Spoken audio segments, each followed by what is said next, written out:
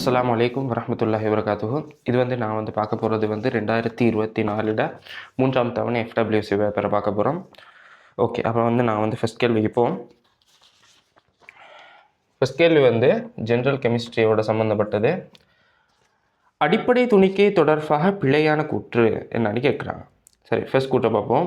வெவ்வேறு வாயுக்களில் இருந்து வெளியேறும் கத்தோட்ட கதிர்களின் ஏற்றத்துக்கும் திணிவுக்கும் இடையிலான விகிதம் மாறிலையா அப்படின்னு சொல்லி அந்த கூற்று சரியா? ஏற்றத்துக்கும் திணிவுக்கும் இடையிலான விகிதம் கத்தோட்டு குழாயில் அடைக்கப்பட்டுள்ள வாயுவில் தங்கிக்காது. சரியா? ஏற்றத்துக்கும் திணிவுக்கும் இடையிலான விகிதம் எல்லா வாயுக்கள், அதாவது வேறு வாயுக்கள் நாங்கள் எடுத்து அந்த கத்தோட்டு குழாய்க்குள்ளே போட்டாலும் அந்த ஏற்றத்துக்கும் திணிவுக்கும் இடையிலான விகிதம் எப்படி ஆகும்? மாறிலியாக தான் காணப்பட போகுது. ஸோ அந்த கூற்று சரி. இது எதுக்கு? கத்தோட்டு கதிருக்கு. அதனோடு இது நேர்கதிருக்கு அப்படி இல்லை. நேர்கதிருக்கு ஏற்றத்துக்கும் திணிவுக்கும் இடையிலான விகிதம் மாறப்போகுது. சரியா? ஓகே, அடுத்தது ரெண்டாவது கூற்று. நேர்கதிர்கள் இறக்க குழாயில் அடைக்கப்பட்டுள்ள வாயுக்கள் இலத்திரன் மற்றும் நேரயன்களால் மோதி அடிக்கப்படுவதால் மேலும் உருவாக்கப்படும். சரிங்க, பாருங்க. இப்போ நேர்கதிர்கள் உருவாகிறதுக்கு இறக்க குழாயில் அடைக்கப்பட்டுள்ள வாயுக்களுக்கு தானே, அந்த வாயுக்களுக்கு உயர் வேகத்தில் வார இலத்திரன்கள் மோதி அடிச்சிருதால, இறக்க குழாயில் அடைக்கப்பட்டுள்ள வாயுக்களுக்கு உயர் வேகத்தில் வார இலத்திரன்கள் மோதி அடிச்சிருதால அன்னைக்கு நேர்கதிர் உருவாக போகுது. சரியா? நேரேற்றமுடைய கற்றையன்கள் உருவாக போகுது. அந்த கற்றையன்கள் என்ன செய்யும்டா, மறையேற்றப்பட்ட கத்தோட்டால கவரப்படுறதால அந்த துளைகளினூடாக செல்ல போகுது. சரியா? அத்தான் இனி வர ப்ரொசஸாக நடக்க போகுது. சரியா? ஃபஸ்ட்டாக வாருதுன்னா உயர் வேகத்தில் வர இலத்திரன்கள் வாயுக்களை அந்த குடுவையில் உள்ள வாயுக்களில் வாயு மூலக்கூறுகளில் மோதி அடிச்சிடறதால தான் என்ன உருவாகும்? நேர்கதிர்கள் உருவாக போகுது. சரியா? அப்போ அந்த கூற்று சரி. அப்போ மோதி அடிக்கப்படுறதால மேலும் உருவாக்கப்படும். அப்போ அதை கூற்று சரின்னு எடுப்போம். அடுத்தது மூணாவது கூற்று. இலத்திரன் ஒன்றின் திணிவு புரோட்டான் ஒன்றின் திணிவிலும் 1840 மடங்கு பாரம் கூடியது அப்படின்னு சொல்லி அந்த கூற்று பிழை. சரியா?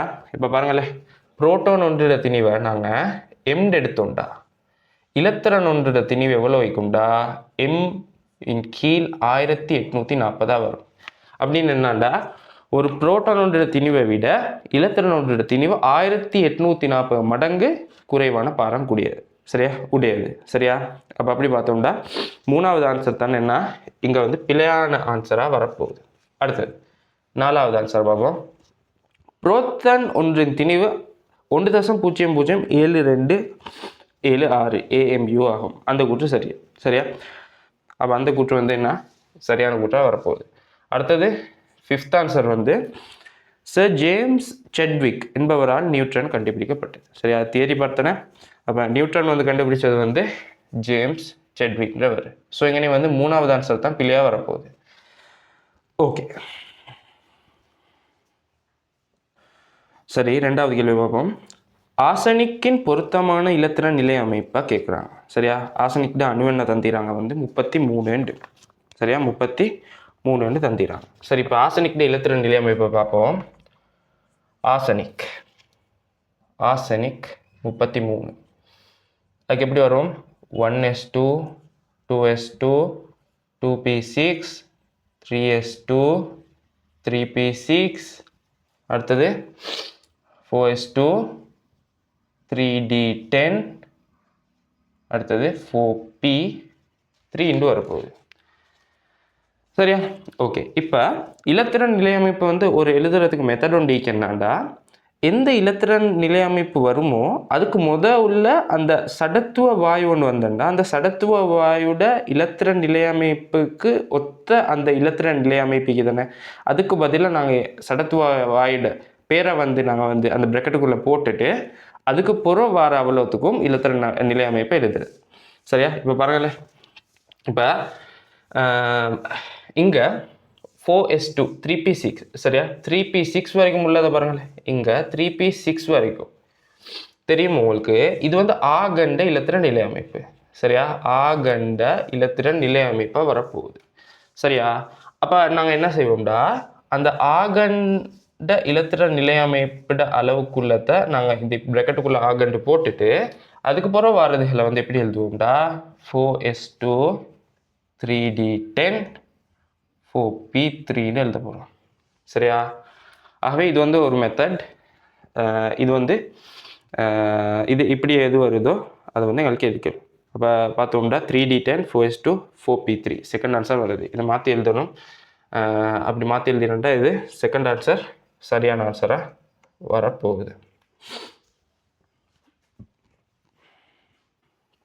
அடுத்த மூணாவது கேள்வி, லித்தியம், மெக்னீசியம், கால்சியம், பொட்டாசியம் ஆகியவற்றின் அணு அறையிட ஏர்வரிசை கேட்குறாங்க. சரியா? அணு அறைக்கு வந்து ஒரு தொடர் உண்டிக்கு இப்படி வரும்: potassium, calcium, sodium, magnesium, lithium, aluminium, silicon, beryllium, phosphorus, sulphur, chlorine, organ, boron, carbon, nitrogen, oxygen, fluorine, neon, hydrogen, helium. சரியா? இதுதான் எது தொடர்? அணு அறையிட தொடரும். இதில் பாருங்கள், lithium, magnesium, potassium, calcium. Lithium, magnesium, potassium, calcium. அப்போ எப்படி வரும்? பொட்டாசியத்துக்கு நல்லா கூட, அதுக்கப்புறம் கால்சியம், அதுக்கப்புறம் மெக்னீசியம் வரப்போகுது, அதுக்கப்புறம் லித்தியம் வரப்போகுது. ஆகவே அப்படி பார்த்தோம்னா பொட்டாசியம், கால்சியம், மெக்னீசியம், லித்தியம். அப்போ இதுக்கு வந்து வரும் செகண்ட் ஆன்சர் சரியான ஆன்சராக வரப்போகுது. செகண்ட் ஆன்சர் சரியான ஆன்சராக வரும். சரி, நாலாவது கேள்வி, இந்த கட்டமைப்பு தான் வந்துட்டு சொல்கிறாங்க. பின்வரும் சேர்வையின் IUPAC பேர் என்னான்னு கேட்குறாங்க. சரி, இப்போ பார்ப்போம். IUPAC பேரை வந்து நாங்கள் எழுதுறது போது என்ன பார்க்கணும்னா, எது தொழிற்பாட்டு கூட்டம், எது பிரதியீட்டு கூட்டம்னு பார்த்துக்கணும். சரியா? அப்போ அப்படி பார்க்கக்குள்ள எது தொழிற்பாட்டு கூட்டம்னு பார்க்குற எப்படின்னா அதுக்கு வந்து ப்ரியாரிட்டி ஓர்டர் உண்டு. சரியா? அதுக்கு வந்து ஃபஸ்ட்டாக வந்து நான் அந்த தொடரை பார்ப்போம். ஃபஸ்ட்டாக கார்பாக்சிலிக் ஆசிட் வரும், அதுக்கப்புறம் எஸ்டர் வரப்போகுது, அதுக்கப்புறம் COCl அமில குளோரைட் வரும், அதுக்கப்புறம் என்ன வரும்? CONH2 ஏமைட் வரப்போகுது, அதுக்கப்புறம் ஆல்டிஹைட் வரும், அப்புறம் கீட்டோன் வரும், அதுக்கப்புறம் என்ன வரும்? ஆல்கோஹால் வரப்போகுது. எப்படி வரும்? ஆல்கோஹால் வரப்போகுது, அடுத்தது எமைன் வரும். சரியா? இதுதான் ஓர்டர். இனி வந்து சயனைடு அப்படியெல்லாம் வரப்போகுது. இனி சயனைடு வரும். ஓகே, இப்போ இந்த மேலேக்கு தானே, இந்த மேலே உள்ள நாலும் ஒரு முறை தான் ஒரு கட்டமைப்பில் வரும் எங்களோட சிலபஸ் படி. சரியா? எங்களோட சிலபஸ் படி ஒரு முறை தான் கட்டமைப்பில் வரப்போகுது. இது வந்து ஒரு முறை வரும். அடுத்தது இதில் ஒன்று வந்தாலே நாங்கள் வந்து அதை தான் தொழிற்பாட்டு கூட்டமாக எடுப்போம். சரியா? தொழிற்பாட்டு கூட்டமாக அதை தான் எடுக்க போகிறோம். அடுத்தது வந்து ஃபஸ்ட்டாக தொழிற்பாட்டு கூட்டம் பார்க்கணும். அடுத்த நம்பரிங் பண்ணக்குள்ள தொழிற்பாட்டு கூட்டத்துக்கு ஆக குறைஞ்ச நம்பர் கிடைச்சக்கூடிய மாதிரிக்கு நாங்கள் நம்பர் பண்ணணும். சரியா? இப்போ வந்து இது வந்து ஃபஸ்ட் உள்ள கார்பன்லேயே வருது தானே. அப்போ இதுக்கு வந்து 1வது நம்பர் போடணும், 2வது போடணும், 3வது போட்டுட்டு 4வது இதா போடுறேன்னு பிரச்சனை வரக்குள்ள அடுத்தது என்ன பார்க்கணும்டா, இந்த கட்டமைப்பில் வந்து டபுள் போன் ட்ரிபிள் போன் என்ன சரிக்கான்னு பார்க்கணும். சரியா? அப்படி டபுள் போன் ட்ரிபிள் போன் வந்தாண்டா அதை வந்து நாங்கள் வந்து கிளை சங்கிலியில் எடுக்கலாம். அது வந்து பிரதான சங்கிலியிலேயே தான் வரணும். அதுக்கேற்ற மாதிரி தான் என்ன செய்யணும்? நம்பர் போடணும். அப்படி பார்த்தா 4, 5 இப்படி வரப்போகுது. சரியா? அப்போ அப்படி பார்த்தோம்டா இது தொழிற்பாட்டு கூட்டம், இது ரெண்டுமென்னா இதுவும் பிரதியீட்டு கூட்டமாக வரப்போகுது. சரியா? ஓகே, அப்போ இது OH வருது, ஹைட்ரோக்சைடு சொல்லுவோம், Hல தொடங்குது, இது வந்து மெத்தைல், ஆகவே இது Mல தொடங்குது. அப்போ அடுத்தது வந்து நாங்கள் பார்ப்போம் ஆல்ஃபபெட்டிக்கல் ஆர்டரில் வந்து நாங்கள் நம்பர் பண்ணோம். சரியா? அடுத்தது வந்து பிரதியீட்டு கூட்டத்துக்கு நம்பர் பண்ணக்குள்ள ஃபஸ்ட்டாக வந்து 4 ஹைட்ரோக்சின் வருமா இல்லாட்டி 3 மெத்தைல் வருமானு பார்த்தோம்னா நாங்கள் வந்து ஆல்ஃபபெட்டிக்கல் ஆர்டரில் ஃபஸ்ட்டாக வரது ஹைட்ரோக்சி. அப்போ H தான் வரதால நாங்கள் வந்து ஃபஸ்ட்டாக போடுவோம் 4 ஹைட்ரோக்சி, அடுத்தது 3 மெத்தைல், 4 ஹைட்ரோக்சி 3 மெத்தைல். அடுத்த பார்க்கணும் பொண்ட் வருது. பொண்ட் வாரத்தில் இப்போ இனி வந்து கார்பன் டபுள் பொண்ட் கார்பன் வருது தானே, அதில் வந்து குறைஞ்ச கார்பனுடைய நம்பரை போட்டுட்டு 4, அதுக்கப்புறம் என்ன பார்க்கணும்டா மெயின் கார்பனில் மெயின் சங்கிலியில் உள்ள கார்பன் எண்ணிக்கையை பார்த்தாண்டா எத்தனை வருது? 4 பென்டீன் 5 வருது தானே, 5 கார்பன், ஆகவே பென்டீன் அதோடைய ஒயிக் ஆசிட் எழுதணும்.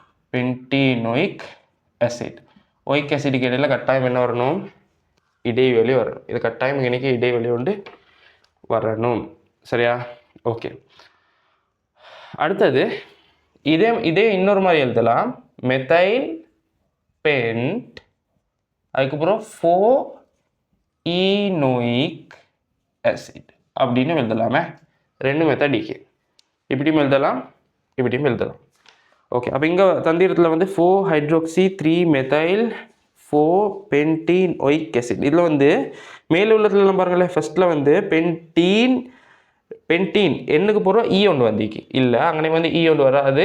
பென்டீனோயிக் ஆசிட் அப்படி ஒன்று வரும். 5th ஆன்சர் தான் சரியான ஆன்சர். அதுபடி தான் சரியான ஆன்சர் வரப்போகுது.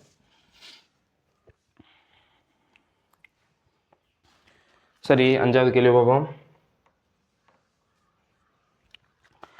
கார்பன், ஹைட்ரஜன், ஆக்சிஜனை மாத்திரம் கொண்ட சேதன சேர்வை எக்ஸின் சார்மூலக்கூட்டு திணிவு 155. சரியா? சார்மூலக்கூட்டு திணிவு தந்திராங்க 155. அடுத்தது இது Na2CO3 உடன் தாக்கமடையவில்லை. இப்போ Na2CO3 வந்து எதோட மட்டும் தாக்கமடையும்டா? கார்பாக்சிலிக் அமிலங்களோட தான் தாக்கமடைய போகுது. சரியா? நைட்ரோஃபினால் இல்லாட்டி கார்பாக்சிலிக் அமிலம். சரியா? ஓகே.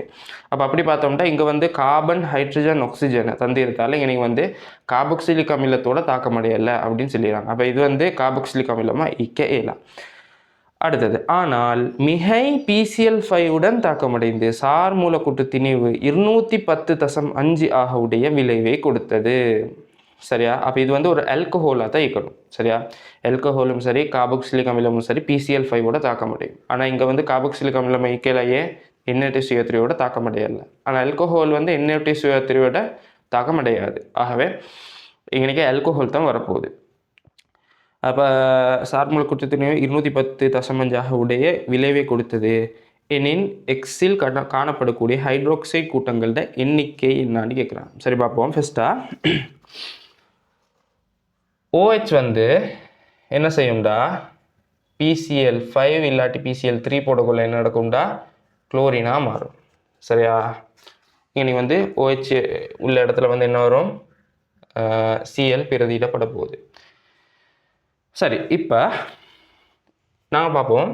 ஒரு OH கூட்டம் Cl ஆக பிரதியிடப்படுகையில் ஏற்படும் திணிவு மாற்றம். திணிவு மாற்றத்துக்கு டெல்டா எம்டு போட்டு. சரியா? ஏற்படும் திணிவு மாற்றம் எவ்வளோன்னு பார்ப்போம். இப்போ உங்களுக்கு தெரியும் OH ஐட வந்து மூலக்கூட்டு திணிவு என்ன வரும்? ஆக்சிஜன் 16, ஹைட்ரஜன் 1, ஆகவே அங்கே 17 வரப்போகுது. அப்போ குளோரின் என்ன? 35.5. ஆகவே ஆக்சிஜன் வந்து OH வந்து குளோரினால் பிரதியிடப்படக்குள்ள எவ்வளோ வரன்னு பார்த்தோம்டா? திணிவு மாற்றம் எவ்வளோக்கு கூடுதுண்டா? 35.5 மைனஸ் 17 வரும். ஆகவே இங்கே நீ வரப்போகுதுன்னா 18.5 வரும். சரியா? 18.5 வரும். அப்போ இது என்ன? ஒரு OH கூட்டம் குளோரினா மாறக்குள்ள 18.5 கிராம் வந்து கூட போகுது. சரியா? கிராம் உள் -1 கூட போகுது. இப்போ பார்ப்போம். இங்கே தந்திரது எவ்வளோ? சார் மூலக்கூட்டு திணிவு 155 வந்து 210.5 மாறுது. சரியா? ஏற்கனவே இந்த 155 வந்து 210.5 மாறுது. ஆகவே நான் பார்ப்போம் மொத்த திணிவு மாற்றம் டெல்டா எம்டு போட்டு இருக்கும். மொத்த திணிவு மாற்றம் எவ்வளோ? 210.5 மைனஸ் 155 அப்படின்னு வரப்போகுது. ஆகவே வரும் இன்னைக்கு 55.5 வரும். அப்போ மொத்தமாக எவ்வளோ திணிவு வந்து மாறிக்கு? 55.5 கிராம் வந்து எக்ஸ்ட்ராவாக சேர்ந்திக்கு. நாங்கள் ஃபஸ்ட்டாக பார்த்தோம்னா ஒரு OH கூட்டம் குளோரினா மாறக்குள்ள 18.5 மாறப்போகுது. ஆகவே 18.5 எத்தனை பெருக்கம் 55.5ன்னு பார்த்தோம்னா எங்களுக்கு வந்து எத்தனை OH கூட்டம் வந்து குளோரினா மாறிக்கின்றதை கண்டுபிடிச்சிடலாம். சரியா? அப்போ எங்களுக்கு என்ன பார்க்கலாம்? அப்போ அடுத்தது நம்பர் ஆஃப் ஹைட்ரோக்சைடு கூட்டம். அடுத்தது வந்து OH கூட்ட எண்ணிக்கை. OH கூட்ட எண்ணிக்கை அது எப்படி பார்க்குற? எங்களுக்கு தெரியும். இப்போ எத்தனை மொத்தமாக 55.5 மாறிக்கிண்டு ஒன்று மாறுறதுக்கு 18.5. ஆகவே பிரிச்சோம்னா எத்தனை வரும்? 3 வரும். சரியா? 3 OH கூட்டம் வந்து குளோரினாக மாறிக்கு. சரியா? அப்போ இது சின்ன கேள்வி. இதுக்கு வந்து சரியான ஆன்சர் வந்து அப்போ தேர்ட் ஆன்சர் வரப்போகுது.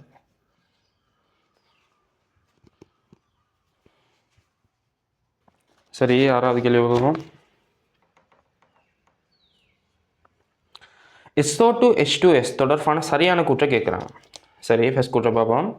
SO2 H2S இடையிலான தாக்கத்தில் SO2 தாழ்த்தியாக தொழிற்படும். சரி, பார்ப்போம். SO2க்கும் H2க்கும் இடையிலான SO2க்கும் H2Sக்கும் இடையிலான தாக்கத்தில் என்ன வரும்டா? கந்தக வீழ்படிவும் H2Oவும் உருவாக போகுது. கந்தக வீழ்படிவும் H2Oவும் உருவாக போகுது. இதில் SO2 வந்து +4லேருந்து 0க்கு போய்த்தீங்க, இது வந்து -2லேருந்து 0க்கு போய்த்தீங்க. ஆகவே இங்கே என்ன நடந்தீங்க?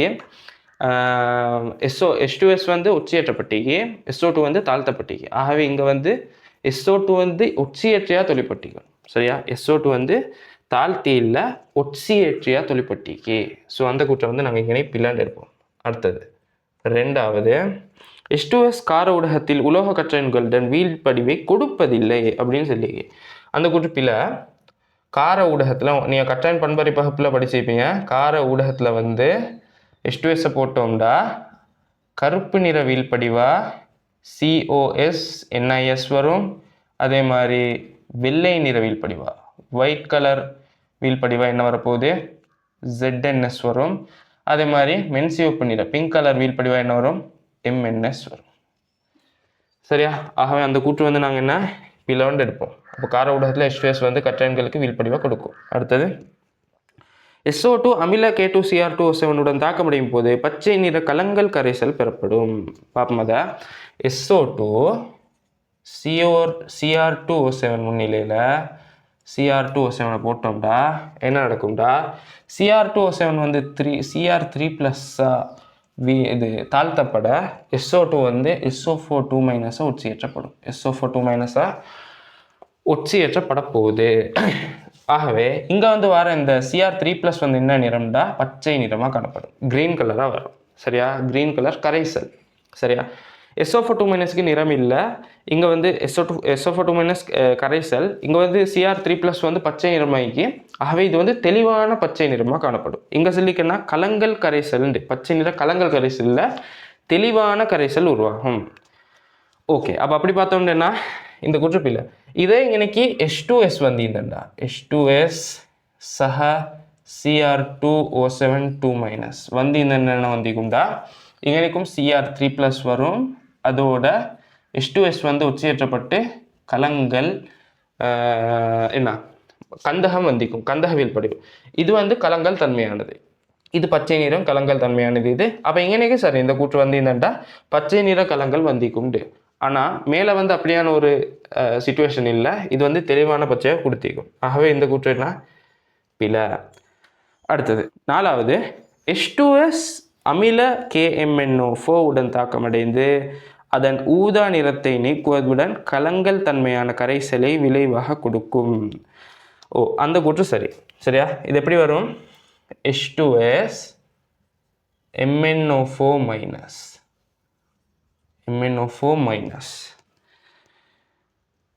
தாக்கமடைஞ்ச என்ன வரும்டா? MnO4- வந்து என்ன செய்யும்?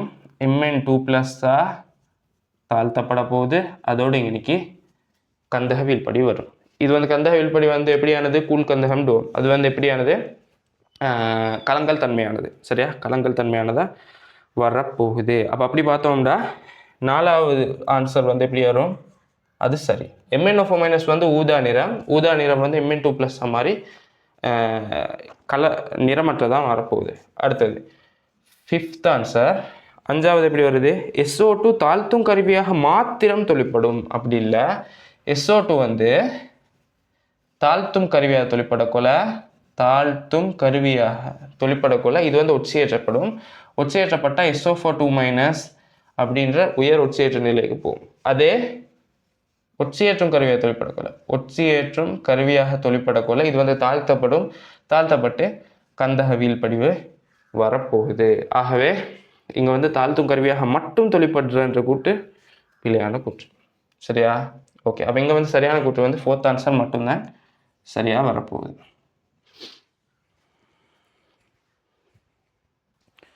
சரி, 7வது கேள்வி பார்ப்போம்.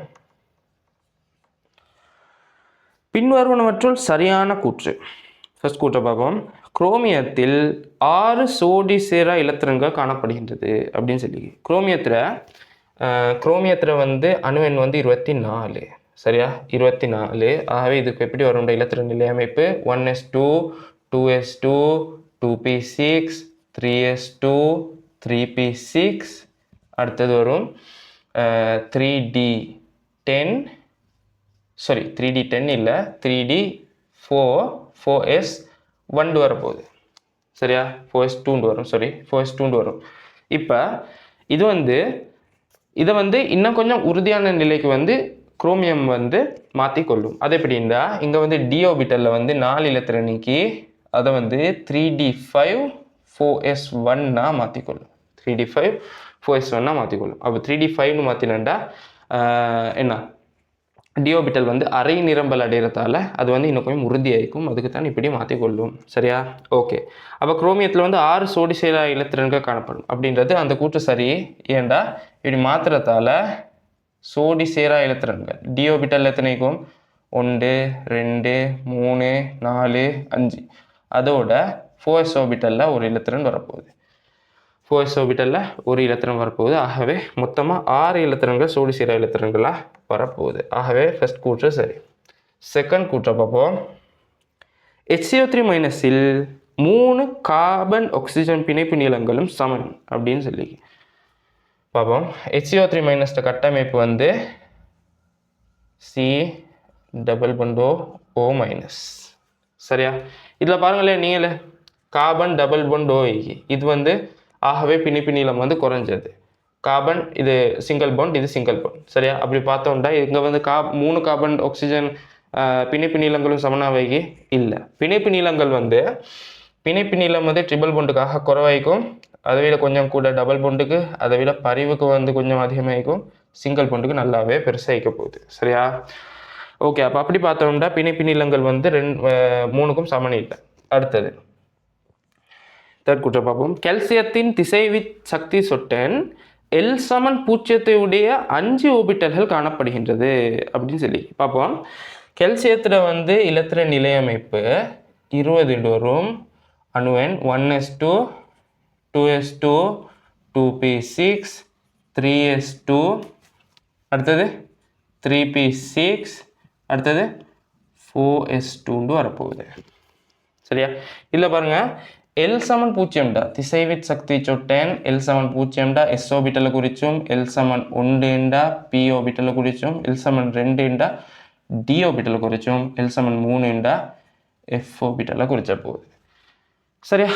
ஓகே, அப்போ அப்படி பார்த்தோம்டா என்ன L=0 சுட்டியும் S தான் குறிச்சும் S S S S. ஆகவே இங்கே 2 இலத்திரன், இங்கே 2 இலத்திரன், இங்கே 2 இலத்திரன், இங்கே 2 இலத்திரன், மொத்தமாக 8 இலத்திரன் தான் நீங்கள் வரப்போகுது.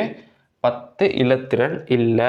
அப்போ அப்படி பார்த்தோம்டா ஓபிட்டல் தான் கேட்குறாங்க இல்லையா, இலத்திரன் இல்லை. அப்போ 5 ஓபிட்டல் வரன்ற பிள்ளை. மொத்தமாக எத்தனைக்கு 1 2 3 4 4 ஓபிட்டல் தான் இங்கனைக்கு வந்து வரப்போகுது. 4 ஓபிட்டல் தான் வரும். ஆகவே அந்த கூற்று பிழையான கூற்று. அடுத்தது பயன்படு கரையேற்றம் நைட்ரஜனுக்கு வந்து ஃப்ளோரினை விட பெருசாம். சரி, அதை பார்ப்போம். பயன்படு கருவேற்றம் வந்து ஃபர்ஸ்ட் கூற்று சரியானா, செகண்ட் கூற்று பிழை, தேர்ட் கூற்று பிழை. அடுத்தது இப்போ ஃபோர்த் கூற்றில் பயன்படு கருவேற்றம் என்ன? பயன்படு கருவேற்றம் கருஏற்றம் ஜெஃப் நம்பர்னு சொல்லுவோம். சரியா? பயன்பாடு கருவேற்றம் வந்து அணு எண்ணை வந்து திரையீட்டு விளைவால் கழிச்சா வரதுக்கு தான் நாங்கள் என்ன சொல்லுவோம், அணு எண் மைனஸ் திரையீட்டு விளைவு.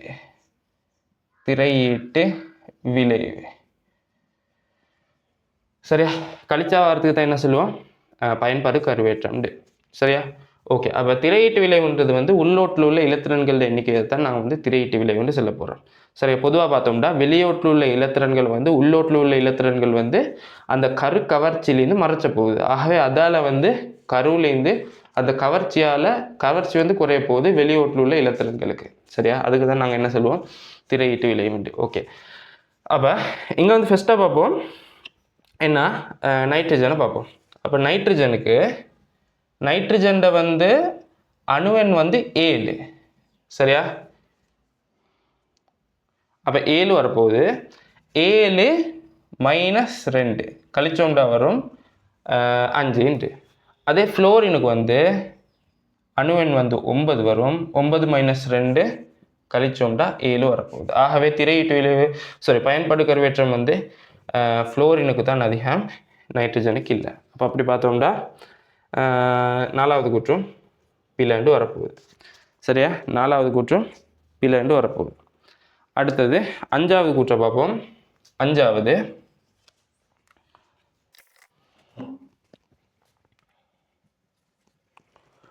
PO4 3- 5 உறுதியான பரிவு கட்டமைப்புகள் வரைய முடியும்.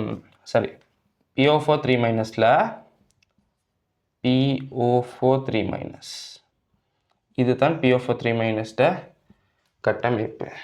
ஸோ இதில் வந்து உறுதியான கட்டமைப்பு வந்து இந்த சிங்கிள் பாண்ட் பை பாண்டை தூக்கி இங்கே போடலாம், இங்கே போடலாம். ஆகவே 1 2 3 4 உறுதியான கட்டமைப்புகள் தான் இதுக்கு வந்து வரைய இயலும். ஆகவே 5 உறுதியான கட்டமைப்புன்னு சொல்லிடுறதால அந்த கூற்றை வந்து நாங்கள் இன்னைக்கு பிளாண்ட் எடுப்போம். ஆகவே இங்கே சரியான கூற்று வந்து ஃபர்ஸ்ட் ஆன்சர் மட்டும்தான். ஆகவே இதுக்கு வந்து சரியான ஆன்சர் ஃபர்ஸ்ட் ஆன்சர். சரி, 8வது கேள்வி. செறிவு 5.5 மூல் டெசிமீட்டர் -3 ஆக உடைய H2SO4 கரைசல் ஒன்றின் அடர்த்தி 1.1 கிராம் சென்டிமீட்டர் -3 எனின் அதன் திணிவு சதவீத செறிவு யாது அப்படின்னு கேட்குறாங்க. சரி, பார்ப்போம். இங்கே உங்களுக்கு தெரியும் மூலர்திறன் அதாவது செறிவை வந்து நான் காண்றதுக்கு என்ன செய்வோம்டா, ஒரு சமன்பாடு ஒன்றிக்கு திணிவு சதவீதம் தர அடர்த்தி தர 10 கீழ் மூலக்கூற்று திணிவு. சரியா, இப்போ இங்கே செறிவு தந்திராங்க 5.5 சமன் திணிவு சதவீதம் தான் காணணும், அடர்த்தி வந்து 1.1 தர 10 கீழ் மூலக்கூற்று திணிவு. எங்களுக்கு என்ன மூலக்கூற்று திணிவு என்ன வரும், H2SO4 சல்ஃபருக்கு 32, ஆக்சிஜன் நாளைக்கு, ஆகவே 64, அப்போ 96 98 வரும். சரியா, 98 வரப்போகுது, 98 வரும். ஆகவே இன்னைக்கு வந்து சுருக்கினண்டா 5, இது 2 சுருக்கினண்டா 2 49. சரியா, ஆகவே திணிவு சதவீதம் 49% வரப்போகுது. அப்போ இங்கே 49% வருது 4வது ஆன்சர் சரியான ஆன்சராக வரும். ஓகே, 9வது கேள்வி பார்ப்போம். பின்வரும் அமிலமூல தாக்கங்களின் மூலம் ஒரு மூல் H2O உருவாகும் போது அதிக சக்தியை வெளிவிடுவது. சரி, இங்கே H2SO4 சக பேரியம் ஹைட்ரோக்சைடு தந்திராங்க.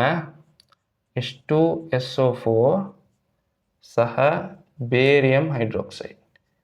H2SO4ன்றது ஒரு வண்ணமிலம், பேரியம் ஹைட்ரோக்சைடு ஒரு வன்காரம். ஆகவே தாக்கமடைஞ்சண்டா பேரியம் சல்ஃபேட் உருவாகும். இது ஒரு வீழ்படிவு. அடுத்தது உருவாகிறது வந்து நீர் உருவாகும். அடுத்தது H2SO4 NaOH. H2SO4 NaOH தாக்கமடைஞ்சண்டா Na2SO4 H2O வரப்போகுது.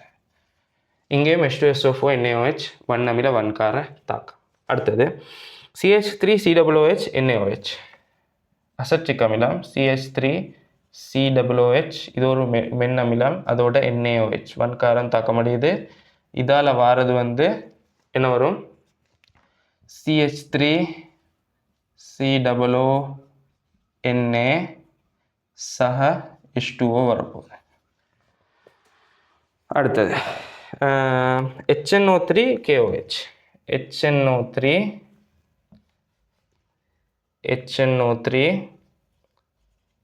சக KOH தாக்கமடைஞ்சா KNO3யும் H2Oவும் வரும். KNO3யும் H2Oவும் வரப்போகுது. அதுக்கப்புறம் CH3COOHம் NH4OH. CH3COOH சக NH4OH அமோனியா கரைசல் தாக்கமடைஞ்சா வரது CH3COONH4 ப்ளஸ் சக H2O வரும். சரியா? ஓகே. இங்கே CH3COOH மென்னமிலம், எது NH4OHன்றது மென்காரம். சரியா? இப்போ ஓகே, இப்போ பார்ப்போம். மெயினாக இங்கே வந்து டிஃப்ரென்ஷியேட் பண்ணேல்மானது ஃபஸ்ட்டாக பார்க்கணும், மென்னமிலமா வண்ணமிலமா, அடுத்து மென்காரமா வன்காரமா. ஏன் அப்படி நான் சொல்கிறேன்டா, மென்னமிலமும் மென்காரமும் நீரில் இல்லாட்டி கரைசல் நிலைக்கு போக்கல பகுதியாக தான் அயனாக்கம் அடையும். சரியா? இப்போ CH3COOHன்னு வைங்களேன், இது வந்து அயனாக்கம் அடையக்குள்ள CH3COOH பகுதி அளவில் தான் என்ன செய்யும், அயனாக்கம் அடையும். CH3COO ப்ளஸ் சக CH3COO மைனஸ் அடுத்தது H ப்ளஸ், இப்படி அயனாக்கம் அடையப்படுது. சரியா? ஓகே. இப்போ இப்படி அயனாக்கம் அடைகிறதால நாங்கள் வந்து எக்ஸ்ட்ராவாக சக்தி கொடுக்கணும். எதுக்குண்டா பூரணமாக அயனாக்கம் அடைகிறதுக்கு. சரியா? அதே மாதிரி தான் NH4 வச்சுக்கும். அதுவும் எப்படி ஒரு மென்னமிலம் மென்காரம். ஆகவே அதுவும் இப்படி பகுதியாக தான் அயனாக்கம் அடையும். அப்போ நாங்கள் வந்து பூரணமாக அயனாக்கம் அடைய வச்சுறதுக்கு நாங்கள் எக்ஸ்ட்ராவாக அதுக்கு சக்தியை வழங்கணும். ஆகவே சக்தியை வந்து எக்ஸ்ட்ராவாக எடுக்கும். சரியா? ஆகவே மென்னமிலம் மென்காரம் சம்மந்தப்பட்ட தாக்கங்கள் எல்லாத்துலேயும் எக்ஸ்ட்ராவாக சக்தியை வந்து உள்ளுக்கு எடுக்கிறதால அதிக சக்தியை வந்து வெளிவிடுறதுல 3ஆவதும் வராது, 5ஆவதும் வராது. சரியா? மூணாவதும் வராது, 5ஆவதும் வர மாட்டாது. அப்போ ஒன்றாவது பாருங்கள், இது வண்ணமில வன்காரம், பிரச்சனை இல்லை. இதுவும் வண்ணமில வன்காரம், இதுவும் வண்ணமில வன்காரம், இது பிரச்சனை இல்லை. சரியா? இப்போ இது அவ்வளோத்துலேயும் எது அதிக அளவு வெப்பத்தை வெளிவிடும் அப்படின்னு பார்த்தோம்னா எங்களுக்கு மேலுள்ள ஒரே ஆப்ஷன் தான் அதிக அளவு வெப்ப வெளிவிடுண்டு பார்க்குறதுக்கான ஒரே ஆப்ஷன். ஏன் இங்கே பாருங்கள், இங்கே தாக்கமடையக்குள்ள ஒரு வீழ்படி வந்து உருவாகுது. சரியா? இது வந்து ஒரே நேரத்தில் உருவாகாது. பேரியம் சல்ஃபேட்ன்ற எக்வஸ் ஒன்று உருவாகி அதுக்கு தான் என்ன நடக்கும், பேரியம் சல்ஃபேட்ன்ற வீழ்படி வந்து உருவாக போகுது. அப்போ பேரியம் சல்ஃபேட்ன்ற வீழ்படி வந்து உருவாகக்குள்ள அதுலேருந்து எக்ஸ்ட்ராவாக இது வெப்பம் வந்து வெளிவிடும். சரியா? இப்போ வீழ்படி வந்து உருவாகிறேன்டா வெப்பம் வந்து வெளிவிட்டு தான் வீழ்படி வந்து உருவாக போகுது. அப்போ எல்லாத்தையும் விட இதில் தான் வெப்பம் வந்து கூடுதலாக போகுது. சரியா? இதில் எல்லாம் என்ன NH2SO4 KNO3 இதெல்லாம் என்ன கரைசல்கள், இது வந்து வீழ்படிவு. அப்போ இது வந்து கரைசல் நிலையிலேருந்து வீழ்படிவுக்கு மாறக்குள்ள எக்ஸ்ட்ராவாக வெப்பத்தை வெளிவிட போகுது. ஆகவே இது வந்து 2ஆவதையும் 4ஆவதையும் விட அதிக அளவு வந்து வெப்பத்தை வெளிவிடக்கூடியதாக காணப்படும். ஆகவே அதிக அளவு வெப்பத்தை வெளிவிடக்கூடியதுன்னு பார்த்தோம்னா ஃபர்ஸ்ட் ஆன்சர் சரியான ஆன்சராக வரப்போகுது. ஓகே, 10ஆவது கேள்வி. இந்த 4 கட்டமைப்புகளையும் தந்துட்டு அதுக்கப்புறம் சொல்கிறாங்க, இவற்றின் உறுதித்தன்மை அதிகரிக்கும் சரியான ஒழுங்காக கேட்குறாங்க. சரி, இதை பார்க்குறதுக்கு வந்து நாங்கள் உறுதித்தன்மை வந்து கார்போகட்டைன்களை பார்த்தோம்னா CH3CH2 ப்ளஸ், அதாவது முதல் கார்போகட்டைனுக்கு வந்து உறுதி ஆக குறைவைக்கும், அதை விட CH3CH2 வலி கார்போகட்டைனுக்கு அதை விட கொஞ்சம் உறுதி கூட, புடை கார்போகட்டைனுக்கு அதை விட உறுதி கூடியக்கும். எல்லாத்தையும் விட உறுதி எதுக்கு கூடண்டா பரிவுக்கு காணப்படும். சரியா? பரிவுக்கு உறுதி கூட. பரிவு எப்படி பார்க்குற, பரிவில் நேரேற்றப்பட்ட கார்பனுக்கு அடுத்த கார்பனில் பைபொண்ட் வந்துச்சுண்டா அதுக்கு வந்து உறுதி நல்லா அதிகமாக காணப்படும். எதுக்கு வந்து நேரற்ற கார்பனுக்கு அடுத்த கார்பனில் வந்து பைபொண்ட் வருதோ அதுக்கு நாங்கள் பரிவு வேண்டுவோம். சரியா? இங்கே பாருங்களேன், இப்போ இது வந்து முதல் கார்போகட்டைன். சரியா? இது புடை கார்போகட்டைன்.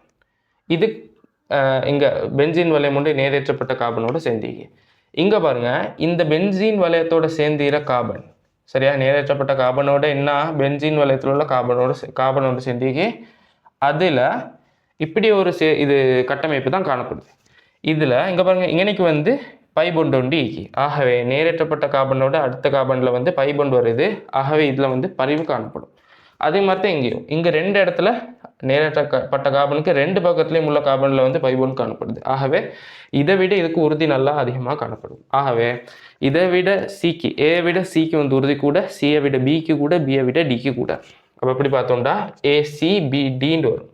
ஏசிபிடின்னு வரப்போகுது. ஆகவே இதுக்கு சரியான ஆன்சர் வந்து செகண்ட் ஆன்சர் சரியான ஆன்சராக வரப்போகுது. செகண்ட் ஆன்சர் சரியான ஆன்சராக வரப்போகுது. சரி, 11வது கேள்வி பார்ப்போம்.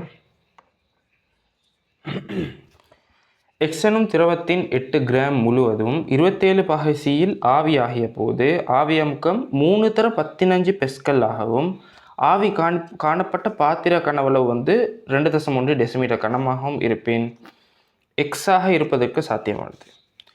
சரி, இப்போ இங்கே வந்து திணிவு தந்திராங்க, வெப்பநிலை தந்திராங்க, அதோட அமுக்கமும் தந்திராங்க, அதோடு சேர்த்து கனவளவையும் தந்து ஈக்கிறாங்க. சரி, இப்போ இதுக்கான சாத்தியமானது என்ன இடத்துல கேட்குறாங்க. ஓகே, இப்போ வந்து நாங்கள் பிவி சமன்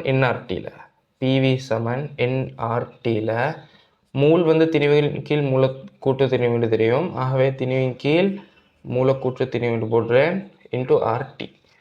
ஆகவே இங்கே நீங்கள் வந்து எங்களுக்கு மூலக்கூற்று திணிவை நாங்கள் கண்டா என்ன பதார்த்தம்னு எங்களுக்கு கண்டுபிடிச்ச இயலும். சரியா? ஓகே, அப்போ வந்து 3 தர 15 அமுக்கம், 3 தர 15 தர கனவளவு வந்து 2.1 டெசிமீட்டர் கணம். ஆகவே 2.1 தர 10/3 மீட்டர் கணத்துக்கு மாற்றணும்னாங்க. ஆகவே 2.1 தர 10/3 என்று போட்டேன். சமன் திணிவு தெரியும் எங்களுக்கு 8 கிராம்டு, மூலக்கூற்று திணிவு தான் காணணும். தர ஆர்டி, ஆர் வந்து 8.34, நான் வந்து அதை லேசிக்கு 25/3 என்று போட்டுறேன். சரியா? தர வெப்பநிலை வந்து 27 பாகை சி, அதை வந்து நான் கெல்வினுக்கு மாற்றினேன்டா 300 கெல்வின் வரும். சரியா? 300 கெல்வின் வரப்போகுது. சரி, இப்போ சுருக்குவோம். சுருக்கினேன்டா மூலக்கூற்று திணிவு சமன் 25 8ஆல் பெருக்கினா 200, 300 வெட்டினா 100. சரியா? அப்போ வரப்போகுது 200 தர 100 கீழ் என்ன வரும் 15 10/3 சுருக்கினா 10/2, அது 2.1 பெருக்கினா 210 தர 3. அப்போ 210 தர 3 வரப்போகுது. சரியா? ஓகே, அப்போ இதை வந்து நான் இன்னும் சுருக்கினேன்டா 2000 கீழ் 63 வரும். 2000 கீழ் 63 வரும். சரி, இப்போ வந்து நான் இதை இன்னும் சுருக்கினேன்டா விட வரும் என்னண்டா 31.74 வரப்போகுது. 31.74 வரும். அதை வந்து எங்களுக்கு கண்ணளவு அடிக்கலும் 32. சரியா? இப்போ இந்த மூலக்கூற்று திணிவுக்கு எந்த பதார்த்தம் மெச்சாகுதோ அதை தான் நாங்கள் இன்னைக்கு விடையாக எடுப்போம். சரியா? ஃபர்ஸ்ட்டாக பார்ப்போம். எத்தனால்ன்றது C2H5OH. அடுத்தது எத்தேன்றது C2H4. அடுத்தது எட்ரோன் தந்திக்கு எசட்ரோன் தான் வரும். CH3COOCH3. சரியா? ஓகே, அடுத்தது மெத்தனால். ஓகே, அடுத்தது குளோரோஃபார்ம் CHCl3 வரப்போகுது. சரி, இதுக்கு எல்லாத்துக்கும் நான் வந்து மூலக்கூற்று திணிவை கண்டுபிடிச்சேன்டா அதிலேருந்து பார்க்கலாம். C2H5OH எத்தனால்ட என்ன வரும்? இங்கே பாருங்க, 12 24 24 29 30 46. சரியா? 46 வரும் இதுக்கு. அடுத்த இது எத்தேன்னா எத்தேன்ட வந்து எத்தீன் தான் நான் போட்டிடுறேன். C2H6 வருமே, C2H6 வரும். ஆகவே இன்னைக்கு 12 24 30 வரும். சரியா? இது 30 வருது. அதே மாதிரி என்ன அசட்டோன்ட வந்து வருது 58 வரும். அதே மாதிரி மெத்தனால்ட வந்து சரியாக 32 வருது. அடுத்து CHCl3. குளோரோஃபார்ம்ட வந்து 118 வருது. நான் லேசிக்கு நான் சுருக்க போடுறேன். 118 வருது. ஆகவே இங்கே நீங்கள் வந்து சரியாக செட் ஆகுறது வந்து என்ன மெத்தனால் தான். சரியா? அப்போ அப்படி பார்த்தோம்னா 4th ஆன்சர் சரியான ஆன்சராக வரும்.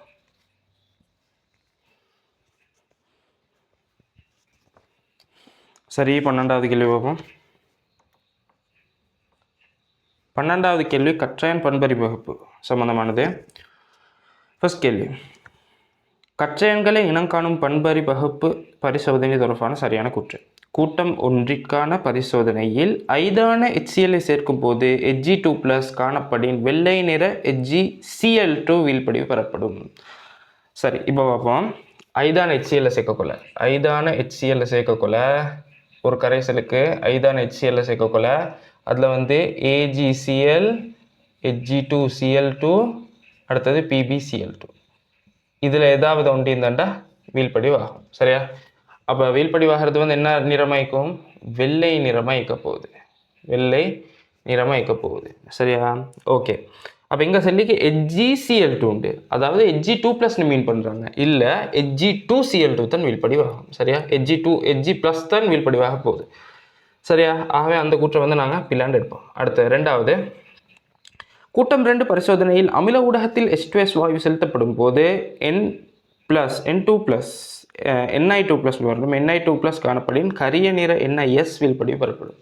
அந்த கூற்று பிள்ளைனா கூட்டம் 2ல் வந்து வீழ்படிவாகாது. கூட்டம் 4ல் தான் கார ஊடகத்தில் H2S சேர்க்கக்குள்ள தான் நாங்கள் வீழ்படிவோம். நாங்கள் ஏற்கனவே 6வது கேள்வியிலையும் பார்த்தோம். கார ஊடகத்தில் தான் சேர்க்கக்குள்ள கரிய நிற வீழ்படிவு வந்து கிடைச்ச போகுது. சரியா? அப்போ அமில ஊடகத்தில் வந்து H2S சேர்க்கக்குள்ள அங்கே நீங்கள் வந்து வீழ்படிவாக இல்லை, நிக்கல் 2+. ஆகவே அந்த கூற்று வந்துட்டுனா பிழையான கூற்று. அடுத்தது 3rd கூற்று, பரிசோதனை ஒப்பில் Fe3+ காணப்படின் கூட்டம் 2 பரிசோதனையில் H2S வாயுவை செலுத்தும் போது அது Fe2+ ஆக தாழ்த்தப்படலாம். அது சரியாண்ணா? இங்கே பாருங்கள், Fe2+, Fe3+, H2Sல வர S2- தாழ்த்தப்பட்டு என்னவா மாறும்? Fe2+ ஆகவும் கந்தக வீழ்படிவும் வரப்போகுது. சரியா? கந்தக வீழ்படிவும் வரப்போகுது. இங்கே வந்து பாருங்கள், Fe FeS அப்படியே ஒன்று வரல. சரியா? இங்கே வந்து தாழ்த்தப்படுற உச்சேற்ற தாழ்த்தல் நோமல் தாக்கம் தான் நடக்க போகுது. எங்கே 2வது கூட்டம் 2ல் வந்து Fe2+ வந்து வீழ்படிவு ஆகல. சரியா? ஓகே. அப்போ அந்த கூற்று வந்து சரி, தாழ்த்தப்படலாம். அடுத்தது 4வது, கார ஊடகத்தில் H2S வாயுவை செலுத்தும் போது Zn2+, Mn2+, CO2+ மாத்திரம் வீழ்படிவாகலாம். இல்லை, அது பில. நாங்கள் வந்து ஏற்கனவே 6வது கேள்வியிலையும் பார்த்தோம். கார ஊடகத்தில் H2S வாயுவை செலுத்தக்குள்ள Zn2+ வீழ்படிவாகும், Mn2+ வீழ்படிவாகும், CO2+ வீழ்படிவாகாது. சரியா? அந்த கூற்று பில. Zn2+ வந்து ZnS ஆக, அதாவது வெள்ளை நிற வீழ்படிவு, Mn2+ வந்து MnS பிங்க் கலர் வீழ்படிவு வரப்போகுது. சரியா? ஆகவே 4th கூற்று. 4வது கூற்று என்ன? பில. அடுத்த 5வது, calcium carbonate, strontium carbonate, barium carbonate, magnesium carbonate ஆகியன கூட்டம் 4ல் NH4 CO3 சேர்க்கும் போது வீழ்படிவு ஆகலாம். சரி, இப்போ பார்ப்போம்.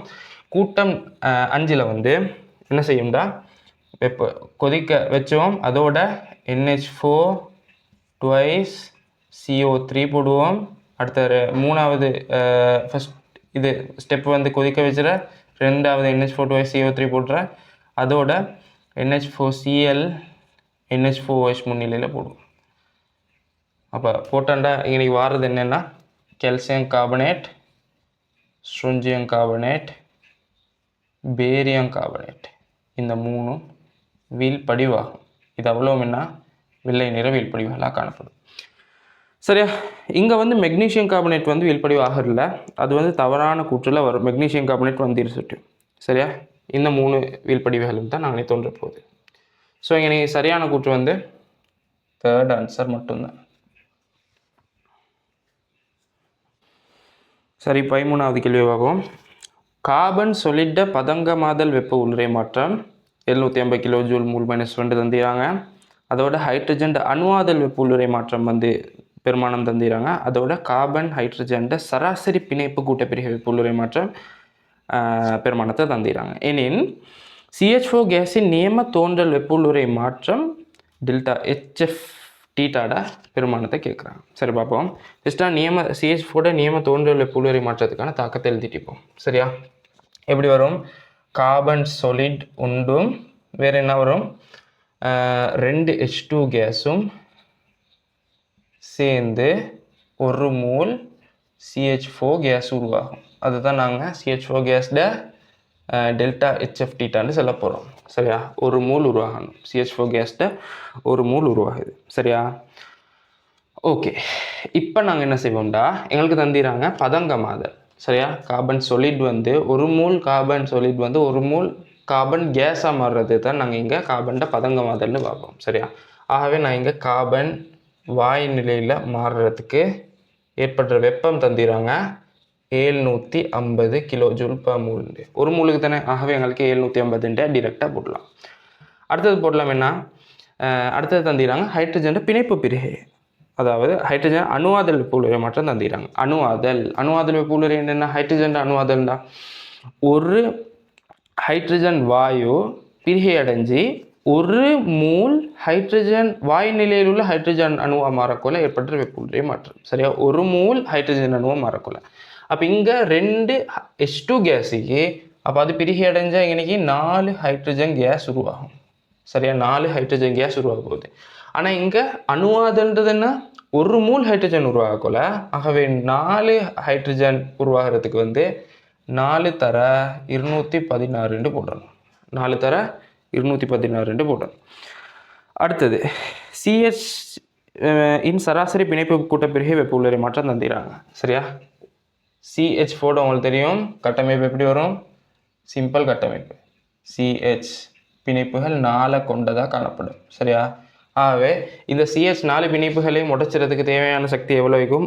உடைச்சிறதுக்கு 416 கொடுக்கணும். ஆகவே 4க்கு 416 தர 4 போடணும். சரியா? ஓகே, நான் வந்து இன்னைக்கு குறிகளை போடலாம், அம்புக்குறிகளை எல்லாம் ப்ளஸில் வர சுட்டியும். ஓகே, இன்னைக்கு இப்போ நான் போடுறேன், இங்கேருந்து இந்த பாதையும் இந்த பாதைகளும் சக்தி மாற்றம் பரிமாற்றம் எப்படிக்கும் சமனாயிருக்கும். அப்போ அப்படி பார்த்தோம்னா டெல்டா HF டீட்டா சக 416 தர 4 சமன் 750 சக 4 தர 216 வரப்போகுது. ஆகவே இதை வந்து சுருக்கினண்டா டெல்டா HF டீட்டா வரும் பெருமானம் -50 கிலோ ஜூல் மூல் -1 வரப்போகுது. -50 கிலோ ஜூல் மூல் -1 வரப்போகுது. சரியா? அப்போ அப்படி வர ஆன்சர் வந்து 5th ஆன்சர் வருது. சரியா? 5th ஆன்சர் சரியான ஆன்சராக வரும்.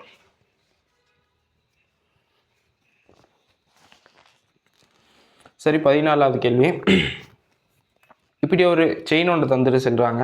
ABC ஆக இருப்பதற்கு பொருத்தமானது என்னென்னாண்டு வரும்னு கேட்குறாங்க. சரியா?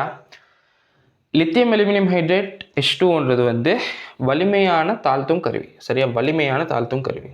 ஆகவே இது வந்து ஏமைடை வந்து என்ன செய்யும்டா, தாழ்த்தி CH3 CH2 NH2 அப்படின்ற எமைனை கொடுக்க போகுது. அடுத்தது NaNO2 DHCl போடுறாங்க. NaNO2 DHCl போட்டால் என்ன செய்யும்டா, இந்த எமைனுக்கு பதிலாக என்ன செய்யும்? OH கூட்டம் சேரும். ஆகவே இன்னைக்கு வந்து CH3 CH2 OH வரும். எனக்கு கவனிக்க வேண்டிய ஒரு விஷயம் உண்டு என்னன்னா, இப்படி இல்லாமல் பென்சீன் வளையத்தோட NH2 சேர்ந்திருந்தா எனிலின் வந்து இந்த என்ன நடக்கும்டா, 0 முதல் 5 பகைசியில் இதே மாதிரி NaNO2 DHCl போட்டேன்னு வைங்களேன். DHCl போட்டேன்டா என்ன செய்யும்டா, இன்னைக்கு ஈரசோனியம் குளோரைட் N2Cl உருவாகும். N2Cl உருவாகும். இதே சேர்வையை 25 பகைசி இல்லாட்டி 5 பகைசிக்கு மேலே போட்டோம்னா என்ன உருவாகும்டா, ஃபீனோல் உருவாகும். சரியா? ஃபீனோல் உருவாக போகுது.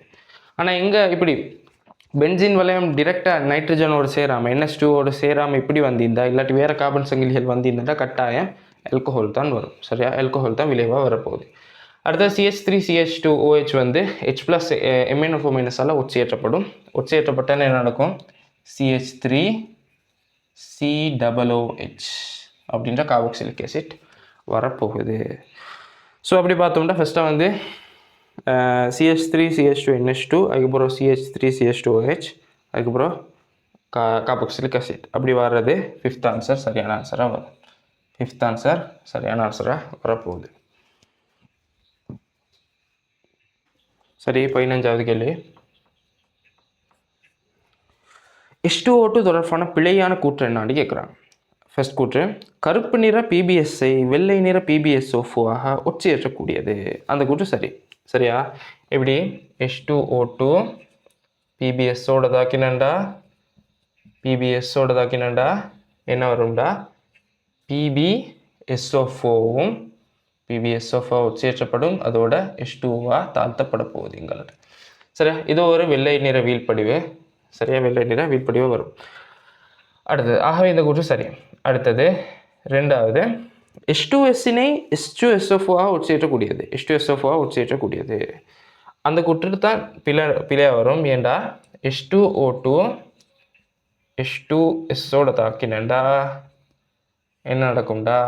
சல்ஃபர் வந்து தாழ்த்தப்படும், சல்ஃபர் வந்து ஒட்சியேற்றப்படும், கந்தக வீழ்படி வரும், அதோட H2O உருவாக போகுது. அடுத்தது, ஆகவே இது வந்து பிழை. H2SO4 உருவாக்கணுமா? ஏலா. அடுத்தது மூணாவது கூற்று, Cr3+னை OH- முன்னிலையில் CrO4 ஆக ஒட்சியேற்றக்கூடியது. சரி பார்ப்போம். Cr3+ அதை H2O2 முன்னிலையில் போட்டோம்டா கட்டாயம் என்ன நடக்கும்? +3லேருந்து +6க்கு ஒட்சியேற்றப்படும். அதாவது CrO4 ஆக ஒட்சியேற்றப்படும். அதே நேரம் H2O தாழ்த்தப்பட போகுது. சரியா? ஓகே, இது வந்து நான் சும்மா சமப்படுத்தி பார்ப்போம். +3லேருந்து இது +3லேக்கு இங்கே -1 ஆக்சிஜன், இங்கே +6 குரோமியம், இங்கே வந்து -2 ஆக்சிஜன். சரியா? +3லேருந்து +6க்கு போகுது. ஆகவே 3 நான் இங்கே போட்டு எல்லாம் ஒரு ஆக்சிஜனுக்கு பார்க்கக்குள்ள 2 ஆக்சிஜனுக்கு, அப்போ ஒரு ஆக்சிஜனுக்கு பார்க்கக்குள்ள 3 கீழ் 2 வரும். ஆகவே மொத்த சமன்பாட்டையும் 2ஆல் பெருக்கிறேன். 2ஆல் பெருக்கக்குள்ள எங்களுக்கு என்ன 3 போடலாம். சரியா? -1லேருந்து -2 போகுது. ஆகவே 1. அப்போ எனக்கு 1 தான் போடணும். நான் மொத்தத்தையும் 2ஆல் பெருக்கின சுட்டியும் நான் இங்கே 2 போடுறேன். சரியா? அப்படி பார்த்தோம்னா 2 குரோமியமிக்கு இங்கே 2 குரோமியம் போடுறேன். இப்போ ஏற்றத்தை சமப்படுத்துவோம். 6+ இங்கெல்லாம் 4 - இங்கே. ஆகவே நான் வந்து இங்கே ஏற்றத்தை சமப்படுத்துறதுக்கு OH- தான் போடணும், கார ஊடகம் சுட்டியும். அப்போ இங்கே வந்து நான் 10 OH- போடுறேன். 10 OH- போடுறேன். அப்போ அப்படி போட்டேன்டா இங்கே ஹைட்ரஜன் 10 6 16க்கு ஏற்கனவே இங்கே வந்து இங்கே H2 வந்து இன்றைக்கி 8 H2 போடுறேன். இன்றைக்கி வந்து ஹைட்ரஜன் இல்லை, அப்போ இன்றைக்கி வந்து 8 H2 போடுறேன். அப்போ 8 2 16. சரி, ஓகே. அப்போ இதை வந்து எனக்கு வந்து கொஞ்சம் ஆர்கனைஸ் பண்ணலாம். எப்படின்டா Cr3+ வந்து நான் CrOH த்ரைஸ்ன்னு எடுக்கிறேன். CrOH த்ரைஸ் இங்கே 2 உள்ள மாதிரியே இருக்கும். அப்போ அப்படி வந்தேன்டா 6 OH வந்து இங்கேக்கே வருது. ஆகவே இங்கே வந்து 4 OH- போடலாம். சரியா? அப்போ இப்படியும் எழுதலாம், இப்படியும் எழுதலாம். ஓகே, அப்போ அப்படி பார்த்தேன்டா அந்த கூற்றும் சரியா? ஓகே, அப்போ அடுத்த 4வது, MnO4- Mn2+ ஆக தாழ்த்தக்கூடியது. அதை கூற்றும் சரியா? MnO4- வந்து Mn2+ ஆக தாழ்த்தப்படும். H2O2 வந்து O2 ஒட்சியேற்றப்படும். சரியா? அதுவும் நார்மல் தாக்கம். அந்த கூற்றும் சரியாக எடுப்போம். அடுத்த 5th ஆன்சர் வந்து 20 வால்யூம் செறிவுடைய H2O2 கரைசலின் 1 சென்டிமீட்டர் கணம் பிரிகையடைந்து STPயில் 20 சென்டிமீட்டர் கணம் O2 வாயுவை கொடுக்கக்கூடியது. வால்யூம்ன்றது என்னண்டா H2O2 H2O ஆகவும் O2 ஆகவும் பிரியை அடையக்குள்ள 1 டெசிமீட்டர் கணம் H2O2 பிரியை அடையக்குள்ள இவ்வளவுக்கு O2 உருவாகும் அப்படின்னு பார்க்குறது தான் வால்யூம். அப்போ இங்கே 1 டெசிமீட்டர் கணம் H2O2 பிரிகை அடையக்குள்ள 20 டெசிமீட்டர் கணம் O2 உருவாகும். அதைத்தான் நாங்கள் இங்கே 20 வால்யூம்னு சொல்கிறோம். சரியா? அப்படி பார்த்தோம்னா இங்கே வந்து 20 டெசிமீட்டர் கணம் உருவாக போகுது. சரியா? ஓகே, அப்போ எங்களுக்கு வந்து நார்மலாக பார்க்கலும் 1000 1 டெசிமீட்டர் கணம்ன்றது 1000 சென்டிமீட்டர் கணம் தானே. அப்போ அப்படி பார்த்தோம்டா 1000 சென்டிமீட்டர் கணம் H2O2 தாக்கம் அடையக்குள்ள H2O2 பிரிகை அடையக்குள்ள 20,000 சென்டிமீட்டர் கணம் O2 உருவாகிறண்டா 1 சென்டிமீட்டர் கணம் என்ன H2O2 பிரிகைக்குள்ளே எவ்வளோன்னு பார்த்தா சரி. இதை நார்மலாகவும் பார்க்கலாம், உங்களுக்கு செஞ்சு காட்டுறேன் சரியா.